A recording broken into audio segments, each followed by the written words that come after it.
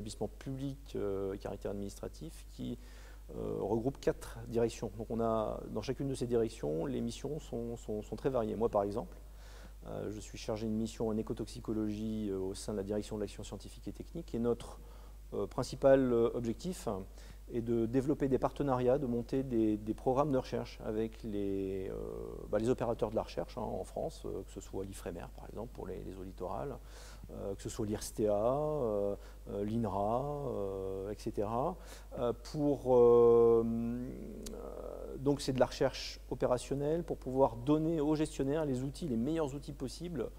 pour qu'ils puissent finalement remplir leur mission, leur mission en termes de surveillance de la qualité de l'état des eaux, des missions également de diagnostic. Voilà, donc ça on est vraiment nous plutôt à l'interface entre la réglementation, le chercheur et le gestionnaire qui est en charge finalement de la surveillance de la qualité des milieux. Donc ça, ce sont les agences de l'eau. Alors maintenant, ça c'est ma direction. Il y a d'autres directions à l'ONEMA qui s'occupent également, qui ont des missions de police. Alors là, on est vraiment sur la direction des contrôles des usages et de l'action territoriale, avec des implantations d'équipes de l'ONEMA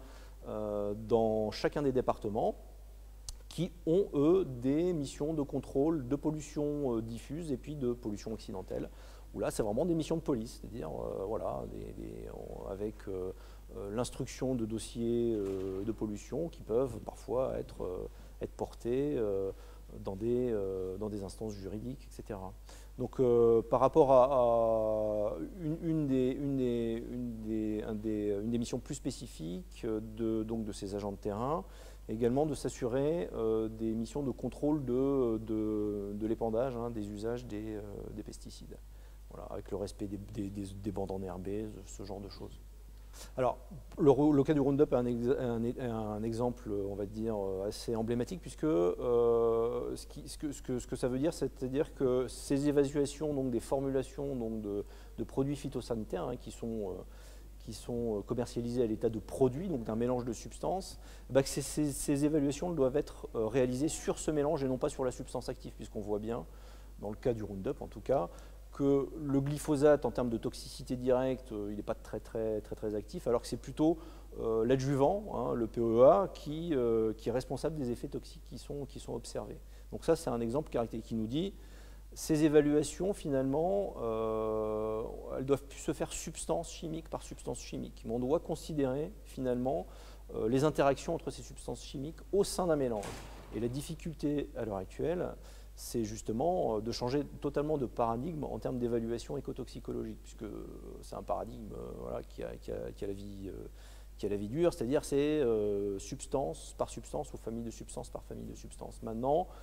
ce qu'on cherche à promouvoir en tant qu'outil, ce sont des outils de diagnostic qui permettent donc de prendre en compte l'ensemble des substances présentes dans un mélange environnemental,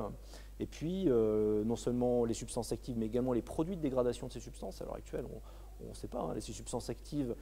elles vont se dégrader dans l'environnement sous l'action de la lumière, sous l'action des micro-organismes, elles vont donner des métabolites qui sont, on considère à l'heure actuelle, mais on n'en a pas vraiment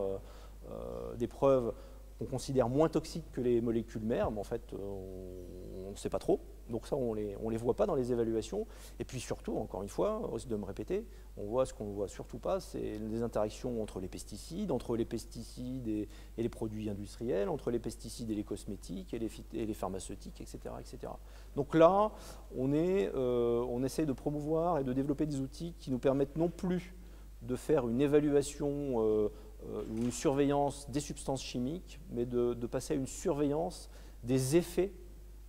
de la contamination chimique en travaillant sur le mode d'action, c'est ce que j'ai présenté dans mon intervention, en travaillant plus sur le mode d'action des toxiques. C'est-à-dire qu'on va surveiller maintenant à l'aide de bioessais certains modes d'action qui pourraient induire des perturbations de l'état physiologique d'un organisme. C'est-à-dire qu'on va s'intéresser à la neurotoxicité, à l'immunotoxicité, à la mutagénicité, donc ça c'est l'influence de certaines substances sur le matériel génétique des êtres vivants, sur l'inhibition de la photosynthèse, sur la reproduction, donc